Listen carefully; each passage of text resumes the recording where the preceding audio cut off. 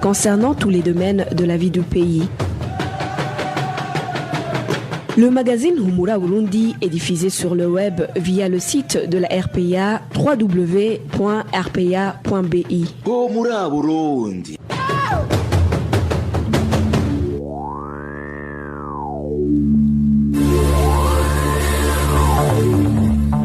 À la présentation, Josiane Mouzaneza.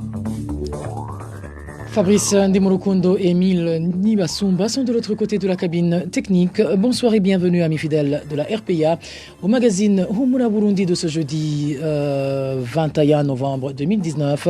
Donc voici les principales articulations. Lourde perte au sein de l'armée régulière burundaise après les attaques du 16 au 17 novembre à Marura, l'on dénombre plus de 60 cadavres et les recherches se poursuivent. Le parti Sawanya-Frodebo regrette le fait que Gitega semble négliger l'insécurité qui prévaut au pays depuis un certain temps. Il en appelle plutôt au dialogue et à la réconciliation. Dans ce magazine, nous irons également à Rumongue et plus précisément au chef-lieu de la ville de Rumongue où il s'observe une pénurie d'eau potable depuis au moins une semaine. C'est tout pour le sommaire. Dans quelques poussières de secondes, le développement de ces titres. Encore une fois, bienvenue. Débutons par cette page média où le droit des journalistes continue à être bafoué au Burundi. C'est du moins le constat du responsable des droits de l'homme et de sécurité au sein de la Fédération internationale des journalistes, FIJ en sigle. Ernest Sagaga réagit après que la cour d'appel de Nahangwa ait décidé ce mercredi de maintenir en détention les 4 journalistes du groupe de presse Iwachu. Ernest Sagaga de demander à la justice burundaise de relâcher ces journalistes car uniquement victimes de leur métier. Suivi. D'abord, nous saluons la libération provisoire du chauffeur de nos 4 collègues. C'est une bonne chose parce que lui aussi n'avait fait que son travail. Il n'était pas là pour porter atteinte à la sécurité du Burundi. Donc nous nous réjouissons du fait qu'il soit libéré au moins provisoirement. Mais ce qui ne change pas ne changera pas. C'est le fait que les 4 autres qui restent en détention sont arbitrairement détenus, sont injustement poursuivis pour des crimes qu'ils n'ont pas commis, parce que ce sont des journalistes accrédités qui sont reconnus au Burundi sous son statut. C'était rendu à cet endroit en toute transparence, puisqu'ils avaient déjà signalé leur déplacement aux autorités locales. Et il n'y a rien qui a été prouvé, et rien qui peut être prouvé, qui puisse établir qu'ils étaient là pour porter atteinte à la sécurité nationale. Donc nous continuons à dire que leur détention est arbitraire et injuste, et nous continuons à demander également leur libération inconditionnelle. Et malgré cette situation difficile, Ernest Sagaga encourage les journalistes burundais qui continuent à prester au pays. Leur demande de rester fort et serein, surtout en cette période cruciale où le Burundi s'achemine vers la période électorale. Encore une fois, Ernest Sagaga. Le premier message que nous voulons adresser, c'est bien entendu un message que nous adressons à notre 4 collègues qui sont en captivité pour leur témoigner de notre solidarité entière et de notre soutien infaillible dans les périodes d'épreuves qu'ils traversent. Et l'autre message, évidemment, s'adresse à nos collègues au Burundi. Également un message de soutien et de solidarité. Nous savons très bien qu'ils traversent une période difficile, mais une période également où on a besoin justement de cette indépendance des journalistes pour informer le public burundais sur la façon dont est gérée la chose publique dans leur pays, surtout en ce moment où nous approchons d'échéances prévues l'année prochaine pour les présidentielles et législatives au Burundi. Nous leur demandons également de garder à l'esprit les principes de notre profession, à continuer à faire le travail de façon indépendante et objective, et nous sommes tout à fait confiants qu'à la fin, leur sacrifice sera reconnu par les Burundais. Aux autorités burundaises, nous rappelons tout simplement leur obligation de faire en sorte que tout citoyen burundais jouisse des droits fondamentaux. Et cela inclut les journalistes. Quand ils font leur travail, ils ont droit au respect de leur liberté professionnelle. Et nous demandons instamment au gouvernement burundais de faire en sorte que ceux qui sont en prison soient libérés, que ceux qui sont à l'étranger puissent rentrer chez eux et continuer le travail, et que ceux qui sont au Burundi puissent continuer à travailler en toute indépendance et en toute sécurité. Ces journalistes du groupe de presse Iwachu totalisent aujourd'hui 31 jours d'incarcération. Il s'agit d'Agnès Ndirubusa, Christine Kamikazi, Egide Haririmana et Terence Mozenzi. Ils ont été arrêtés le 22 octobre dernier dans la province Bubanza alors qu'ils s'y étaient rendus pour un reportage sur l'insécurité qui régnait en commune Musigati. 5 jours après leur arrestation, ils ont été accusés de complicité d'atteinte à la sûreté intérieure de l'État. Et justement, parlant de cette insécurité qui est à l'origine de l'arrestation de nos confrères du groupe de presse Iwachu, le bilan des militaires tués lors de l'attaque du 16 au 17 novembre sur la colline Marura de la commune Mabaï en province Cibitoke s'alourdit davantage. Plus de 60 corps auraient été déjà découverts jusqu'à ce jeudi.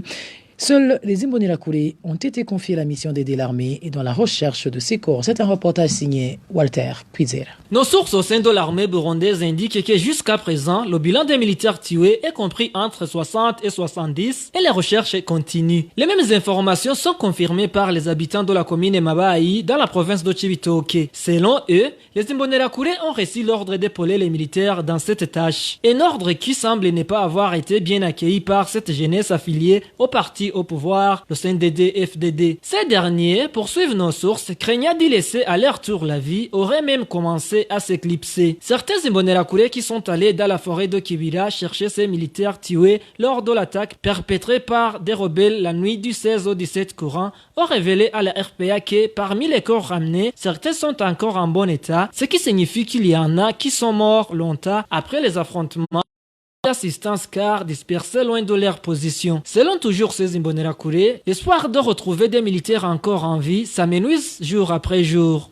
Walter Kwizera. Et dans l'entretemps, la réunion qui était prévue entre les officiers supérieurs de l'armée nationale dans les enceintes du camp militaire de Muzinda a été annulée à la dernière minute. Selon nos sources, la majorité des participants étaient déjà sur place.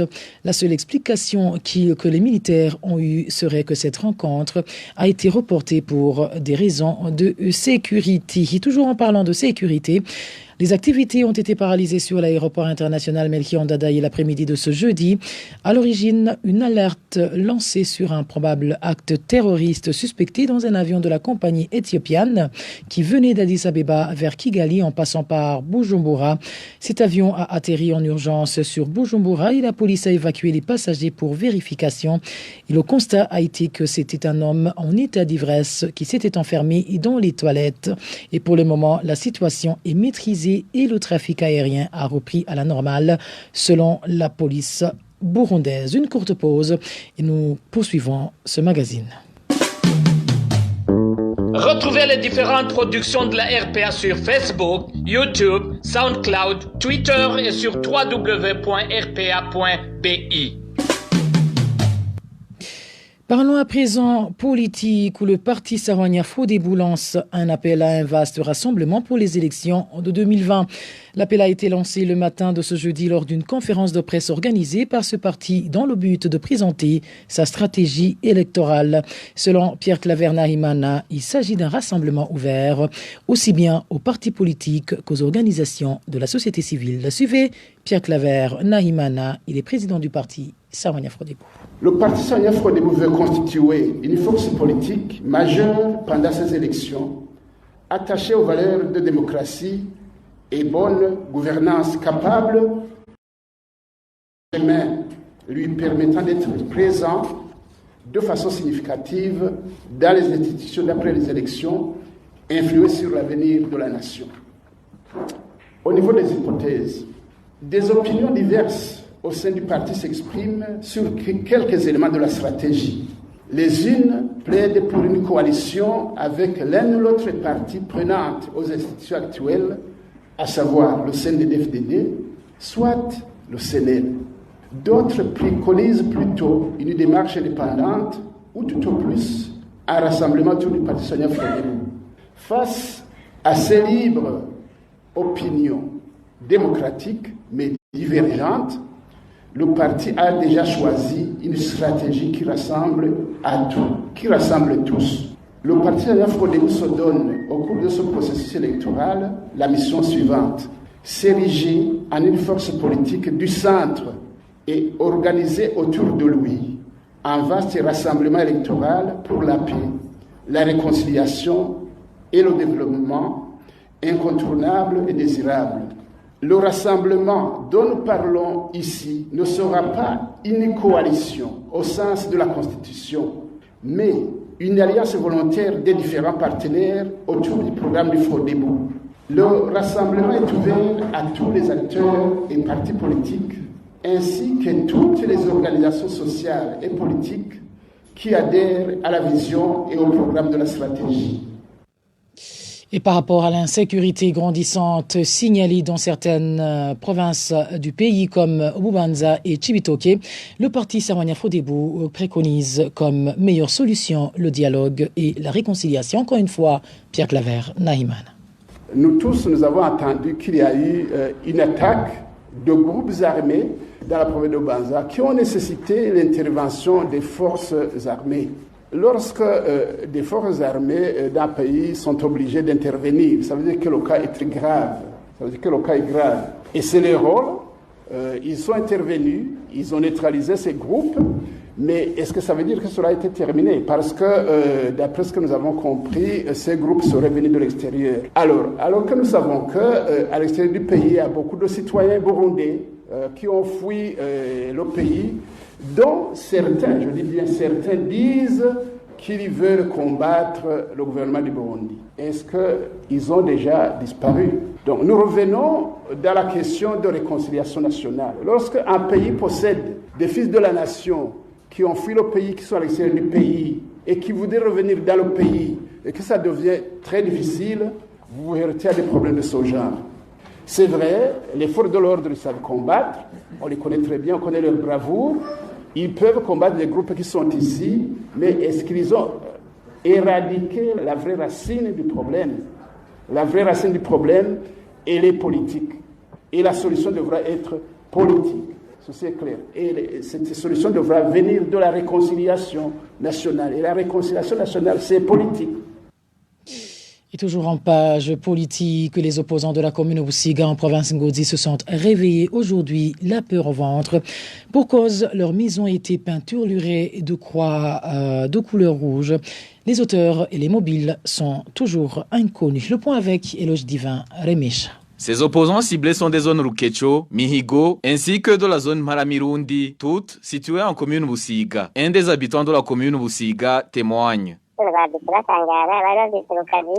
À leur grande surprise, certains habitants ont trouvé des croix dessinées sur leur maison alors qu'ils s'apprêtaient à se rendre à leurs activités quotidiennes. Ils ont jugé prudent de rester à l'intérieur de leur maison car ça leur paraissait bizarre. Les auteurs ont dessiné sur toute surface, que ce soit sur les portes, les fenêtres ou les vitres.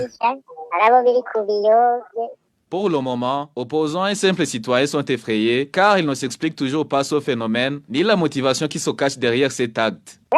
Que ce soit les opposants ou les autres habitants qui n'étaient pas ciblés par ce badigeonnage, tous sont terrifiés. Ils attendent de voir la suite car ils ne comprennent pas ce qu'il s'est réellement passé.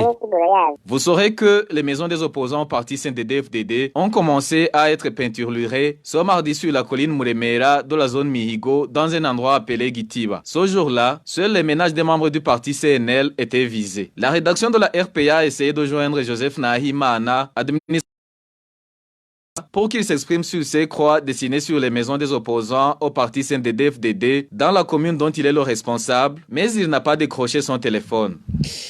Éloge Divin Remicha, justement en parlant du parti CNL, le chef du village 2 de la commune Gihanga en province Bubanza a été attrapé en pleine action en train de démolir la permanence du parti CNL, une sale besogne qu'il a effectuée en compagnie des Imbonina coulés de la place.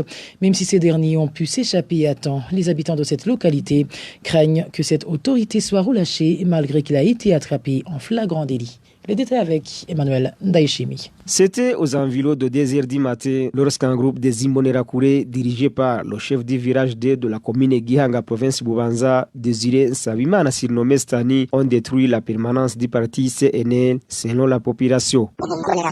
C'est le groupe des Imbonerakure des villages 2, 3 et 4 avec aux commandes le chef de colline du village 2 qui ont détruit la permanence du SNEL sise sous la colline Village 2. Certains Imbonerakure qui ne cautionnent pas ces actes ignobles ont dû avertir les membres du SNEL qui, à leur tour, se sont vite rendus sur les lieux et ont constaté que leur permanence était déjà détruite. Lorsqu'il a été attrapé, Désiré Nsabimana alias Stani, portait un imperméable de la police, indique les témoins. Après avoir mis la main sur le chef du village 2, ils l'ont gardé ligoté. Ils attendaient qu'il fasse jour en espérant qu'il allait dénoncer les autres qui avaient pris fuite. Le matin de ce jeudi, l'administrateur de la commune Gihanga, accompagné par les policiers, se sont rendus sur les lieux. Il y avait beaucoup de monde. Il a fallu que la police tire en l'air pour disperser la foule avant de l'amener. Il a été conduit au commissariat communal de la police à Gihanga. Cependant, les propos de l'administrateur de Gihanga n'ont pas rassuré la population de Gihanga. L'administrateur Léopold Ndaïsaba a annoncé que le chef du village interpellé était venu pour porter secours. Dans la foulée, un membre du parti CNL qui aurait une machette à la main a également été arrêté sur les lieux. Emmanuel Ndaïchimi, vous suivez toujours le magazine Humura Burundi, un magazine que vous pouvez désormais recevoir directement sur vos smartphones en faisant la demande au numéro suivant, le plus 49 151 294 16 348. Dernier dossier de ce magazine parle de la pénurie d'eau au chef-lieu de la province Rumongue depuis une semaine. Les habitants de cette ville indiquent qu'ils font aujourd'hui recours aux eaux impropres du lac Tanganyika. Pour le moment, ces habitants de Rumongue craignent d'attraper des mains sales. Le point avec Vicky Chris Ninheletse. Les habitants du chef-lieu de la province Rumongue indiquent que depuis samedi de la semaine dernière, les robinets de la régie des eaux sont à sec. Ces habitants disent qu'ils s'approvisionnent chez les personnes qui puissent cette eau dans les localités environnantes de la ville et cela moyennant de l'argent qu'ils estiment excessif, souligne celui-ci. La pénurie d'eau ici chez nous à Rumongue constitue un handicap majeur dans la vie quotidienne. On n'a plus de l'eau potable et si on l'achète, le coût est compris entre 300 et 500 francs burundais par bidon chez les personnes qui transportent cette eau à vélo à partir des lieux où elle est encore disponible. Toutefois, ce n'est pas tout le monde qui est à mesure d'avoir chaque jour cet argent. C'est ainsi que ceux qui n'en sont pas capables soient contraints de s'approvisionner des rivières qui leur sont proches. On utilise les eaux du lac Tanganyika pour les travaux ménagers. Et ceux qui sont éloignés de ce lac se servent des eaux des rivières et des ruisseaux, faute de moyens de s'en procurer par bidon. Les habitants de la ville de Rumongue lancent à cet effet un appel pressant à la régie des eaux de surseoir à ce problème répétitif de manque d'eau qui les hante. Contacté à ce propos, un des responsables de la régie des eaux nous a signifié que ce problème avait été résolu depuis ce mercredi, une affirmation que rejette la population de la ville de Rumongue. Merci à toi Vicky Chris Ninheletse. C'est sur ce reportage que nous mettons un point final au magazine Humura Burundi de ce jeudi 21 novembre 2019. Merci à vous tous qui nous avez tenu compagnie. Merci à toute l'équipe rédactionnelle qui m'a aidé à collecter toutes ces informations. Sans oublier Fabrice Ndimurukundo et Emile Nibasumba qui étaient de l'autre côté de la cabine technique. À la présentation, vous étiez avec Josal Mozaneza. Passez une très bonne soirée chez vous. C'était le magazine Humura Burundi. Un magazine campant pour relier les Burundais en exil et ceux toujours au pays à travers une information de qualité.